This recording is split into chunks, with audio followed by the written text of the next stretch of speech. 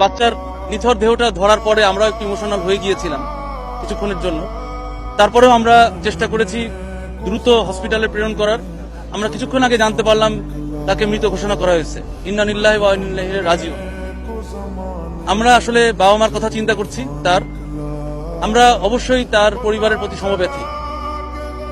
তা যেটা বলছিলাম যে অপারেশনটা আসলে কোনো সিস্টেমেটিক কোনো অপারেশন নয়, আগুন অথবা পানি থেকে ডুবে মানে উদ্ধার করা। আমরা যেসব সচরাচর যেসব অপারেশন করি, এই অপারেশনটা একটু ভিন্ন। এখানে অনেক চ্যালেঞ্জ ছিল, অনেক সমস্যা ছিল এবং সকল সীমাবদ্ধতার মধ্যে দিয়ে আমাদের সবাই আমরা একযোগে কাজ করেছি। বিশেষ করে ইউনো সাহেবকে আমি ধন্যবাদ দিব আমাদের প্রত্যেকটা মুহূর্তে সর্বাত্মকভাবে সহযোগিতা করার জন্য, এবং অন্যান্য তার সাথে সংশ্লিষ্ট সকল সংস্থা সবসময় সাথে ছিলেন।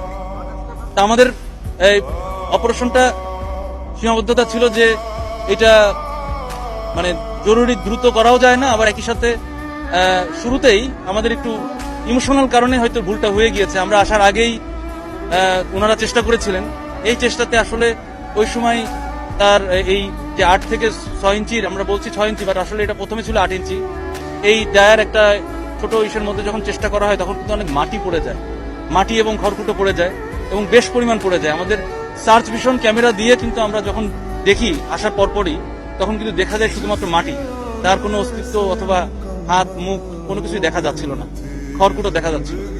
তখনই আমরা আসলে ভয় পেয়ে যাই। তারপরেও আমরা চেষ্টা করি যে আমরা মনে মনে ধরেই নিই যে সার্ভাইবিলিটি ঠিক রেখে যেন আমরা কাজ করি।